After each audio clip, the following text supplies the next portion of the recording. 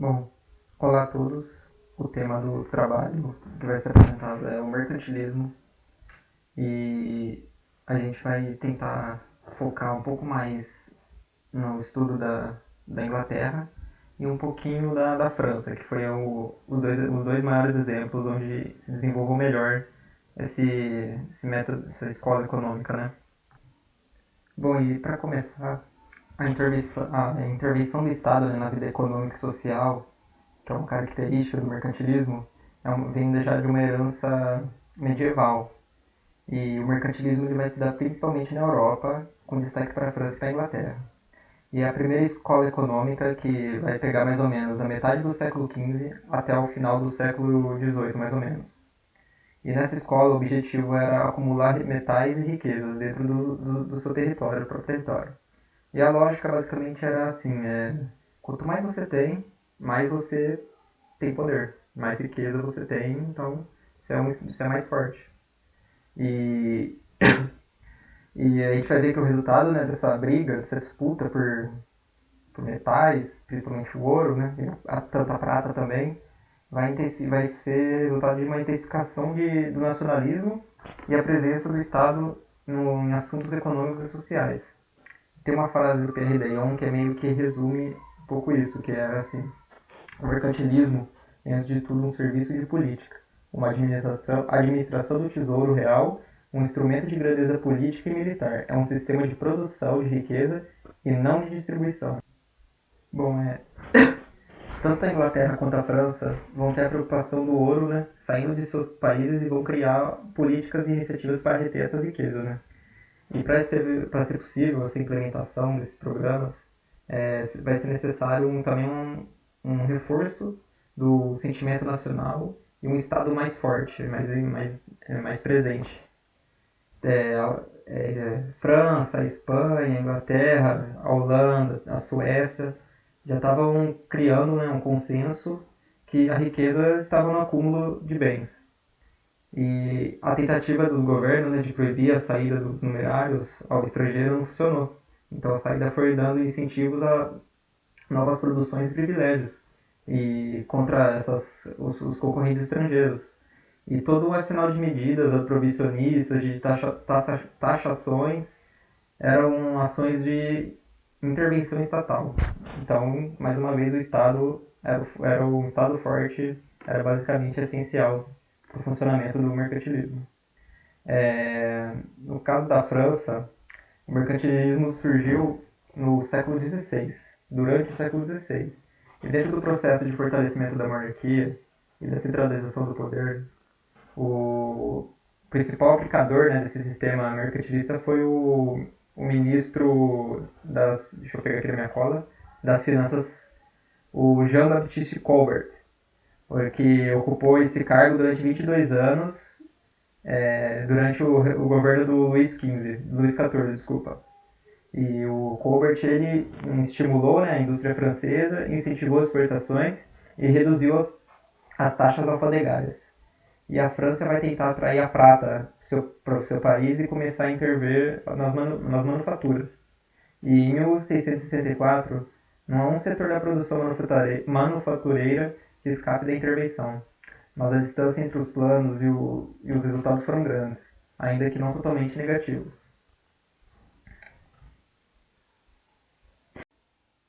Bom, no caso inglês, mais do que na França, o mercantilismo se desenvolveu com mais força e coerência, já que lá encontrou um arcabouço intelectual e teórico maior do que em outras nações da Europa. E foi criado como praticamente a característica mais original, né, dessa política mercantilista foi os atos de delegação, que graças à existência do parlamento, ela foi frequentemente ajustada e retificada, não se tornou obsoleta.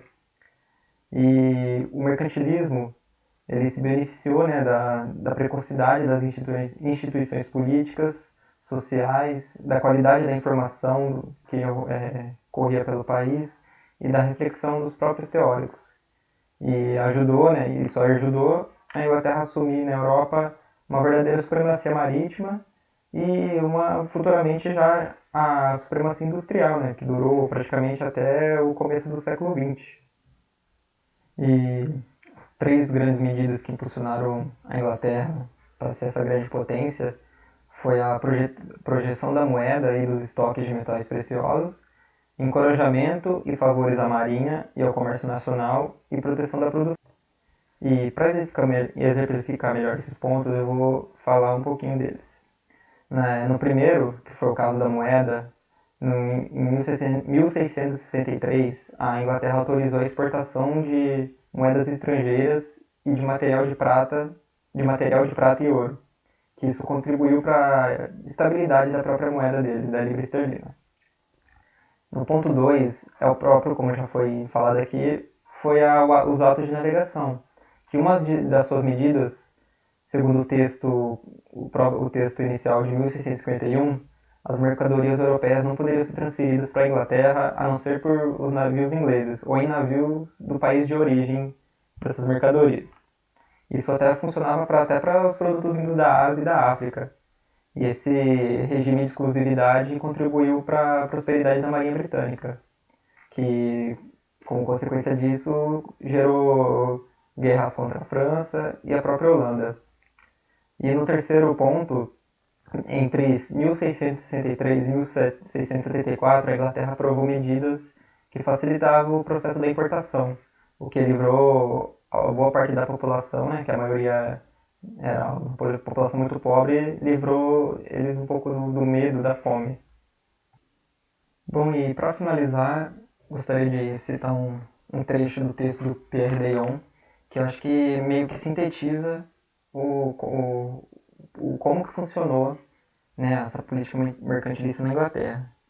Que ele fala assim que somente a política mercantilista é eficaz onde os empreendedores são capazes de responder às proposições do governo, onde existe um embrião de burguesia nacional, o esboço, ao menos para certos produtos, de um mercado nacional, e as bases geográficas de uma relativa autarquia. E eu me encerro essa parte aqui, o Gabriel vai dar continuidade a partir das teorias mercantilistas. Obrigado, Pedro. Boa noite, pessoal. Dando continuidade ao nosso vídeo, essa segunda parte vai ser mais focada dentro da construção das teorias mercantilistas. Então aqui é importante a gente estabelecer algumas contextualizações. Com o fim do feudalismo, que é marcado por guerra, peste e fome, os estados têm uma necessidade de adaptação a esse momento de crise. Porém, essa adaptação não se dá, essa mudança não se dá do dia para a noite. Tem um momento ali de transição do feudalismo para o capitalismo. Esse momento de transição é que os teóricos chamam de mercantilismo. Seria um momento que mantém algumas continuidades em relação ao feudalismo, mas também algumas rupturas consideráveis. Então, ele é um sistema econômico, mas não um modo de produção. Isso é muito importante. E aí, quem produz esse conhecimento seriam ministros e conselheiros dos príncipes. Mas a gente também vê essa produção sendo feita por negociantes e manufatureiros, mais presente na Inglaterra. Então, o que é importante dessa minha última fala? Que existem pessoas que vão começar a tratar da economia de forma econômica. Porque antes disso, no feudalismo, a igreja tinha um poder muito marcado dentro do Estado. E as produções de conhecimento também estavam muito localizadas dentro da mão da igreja. Então, vamos passar o slide? Esse conhecimento econômico anterior era muito marcado por um teor ético, moral, com base na economia. Algumas crenças até se estabeleciam no sentido ali de julgar e falar que as pessoas tinham que abdicar das suas riquezas. Isso não era muito bem visto, esse enriquecimento. Sabemos que dado também por conta do problema que seria se a plebe começasse a querer ter terras, por exemplo, no feudalismo. Então era muito importante para pro fortalecimento do Estado esse distanciamento e predomínio do poder dentro da mão do Estado. Então você constrói essa narrativa sendo contra essa acumulação de riqueza. E com a modernidade, esse sentido vai sendo mudado e a gente está começando a ter um pensamento propriamente sobre a economia, de como deviam ser as relações, de como se deveriam se dar o comércio. Isso é muito importante para a gente pensar aqui. Esse pensamento, essa teoria mercantilista, ela é muito marcada por uma dupla vontade de poder, que é a busca de grandeza e de riqueza, que, como o Pedro disse na primeira parte, estão vinculados de certa forma, porque quanto mais riqueza você tem, mais forte você é.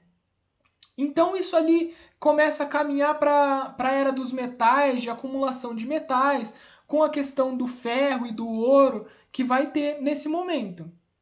Isso também serve de campo para o que vai ser as grandes navegações e essa busca por colonizações, por colônias desses países europeus. Então, o fator econômico sai de um campo ético-moral, muito presente nas produções da Idade Média, e começa a ter um teor mais laico.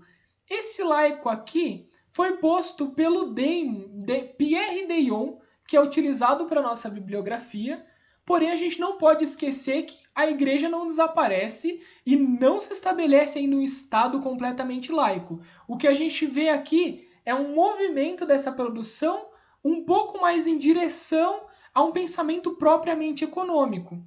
Mas ainda existem teóricos que debatem aqui que isso não seria uma escola econômica por conta de a economia ter nascido só com o Adam Smith, posteriormente a esse período que estamos trabalhando aqui.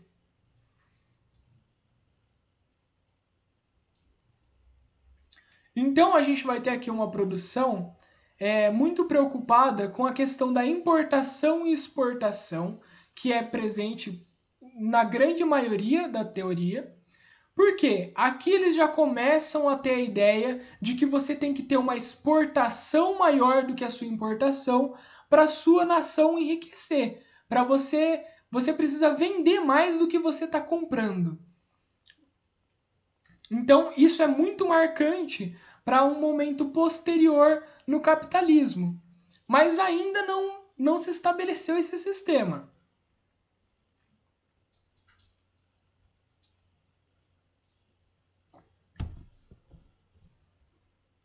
Então, esse pensamento e essa construção de teorias dos ministros, conselheiros, dos mercadores em menor quantidade, vai ser caracterizado como a embriologia da economia pelo Deyon. O que ele quer dizer com isso? Que a partir daqui a gente vai começar a ter um pensamento econômico, mas ainda não nasceu a economia, porque a economia teria nascido só com Adam Smith. Mas aqui você já começa a ver pensamentos que vão culminar dentro da ideia do Adam Smith. A gente vê muito presente, por exemplo, a regulamentação do mercado dentro dessas teorias. A questão da oferta e demanda, eles já começaram a ter a noção de que quanto mais escasso um produto, mais caro ele vai ser. Quanto maior a procura por determinado produto, esse produto também valoriza. Quanto maior a quantidade de produto e menor a quantidade de procura, menor é o valor desse produto. Então, alguns desses pensamentos ali em relação a um mercado já começam a nascer aqui. Mas ainda essa ideia não está bem estabelecida, vai ser estabelecida posteriormente com Adam Smith. É importante termos aqui, então, essa importância do mercantilismo como o nascimento da economia política. Nosso trabalho teve como bibliografia 2 obras que colocamos para conversar: O Mercantilismo, do Pierre Deyon, e Fundamentos de Economia, do Vasconcelos e do Garcia. Para quem quiser se aprofundar um pouco mais, fica aí as indicações. Aí, esses são os integrantes do nosso grupo, pessoas que estiveram envolvidas na produção desse vídeo. Queria agradecer a todo mundo e uma boa noite.